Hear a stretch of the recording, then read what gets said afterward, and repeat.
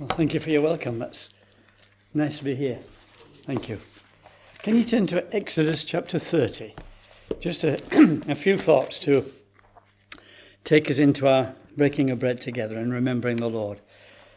In Exodus 30, Moses wrote out a number of things for the tabernacle, what they had to do and all the procedures that had to be made. And a while ago I was looking at some of these, and I won't spell it out to you because I think you'll see immediately how it would remind us of why we're here this morning and some of the things that tell us about the Lord Jesus. But let's have a look at it. It's only a few verses, 34 to the end, Exodus 30. Then the Lord said to Moses, "Take fragrant spices, gum resin," which in another translation is stacte, onycha and galbanum, and pure frankincense, all in equal amounts, and make a fragrant blend of incense, the work of a perfumer. It is to be salted and pure and sacred.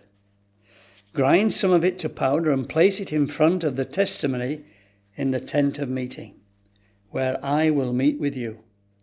It shall be most holy to you. Do not make any incense with this formula for yourselves. Consider it holy to the Lord. Whoever makes any like it is to enjoy its fragrance must be cut off from his people.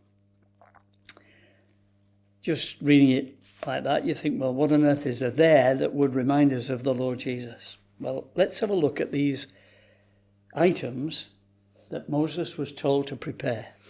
First of all, this galbanum. Sorry, not the galbanum. I want to look at in fact, I put some notes on here because my eyesight's getting worse. I'll turn to these and I can not make a mistake. Here we go. The gum resin is referred to as stacte. It's a bush. And apparently, looking at the commentators, this bush is only grown around the Palestine area. And it grows in dry ground, very dry ground. So it has very deep roots.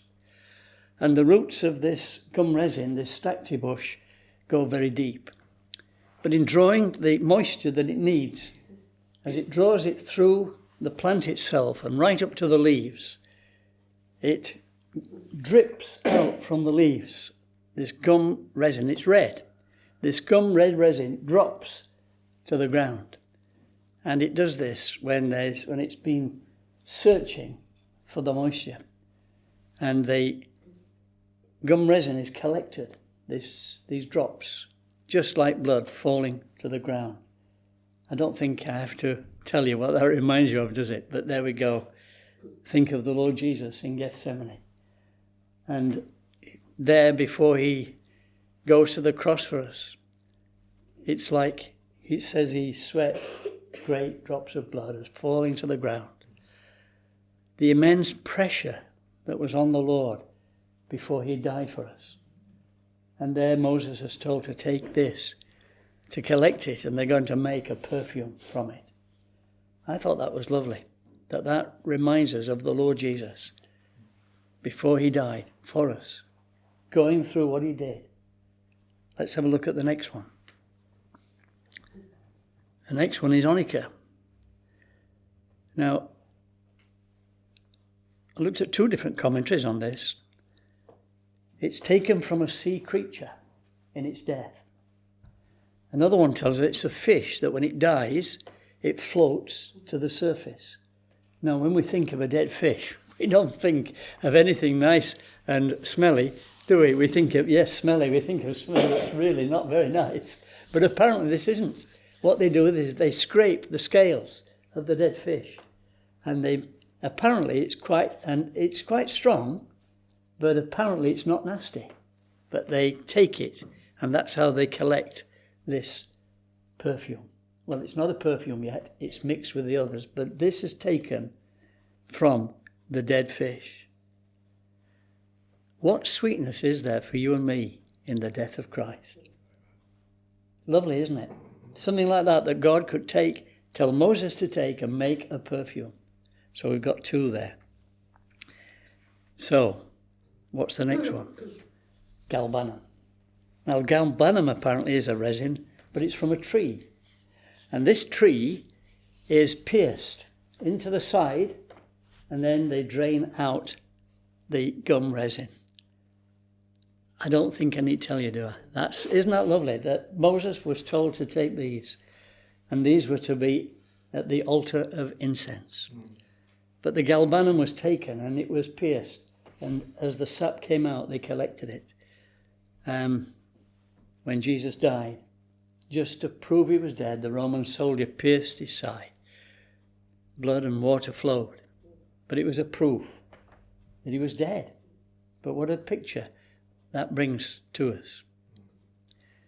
Then the next one is frankincense. Now, frankincense is very expensive, and that comes from, it's a hardened gum material that comes from the trunk of the boswellia tree, and this was burned in the temple for worship. But it was very fragrant. Remember, it was given to the Lord Jesus at his birth. But these 4 items were collected and they were taken to a perfumier. Now, these men or women, whoever they were in the Old Testament, made these spices.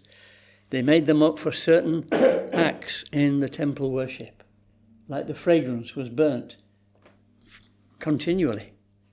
And it was there as a fragrance for people entering the temple, reminding them of the presence of God.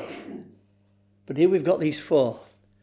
The stacte, the onycha, the galbanum, and the frankincense. And every one of them reminds us of the Lord Jesus, the frankincense, the sweetness of his life in his death, before his death.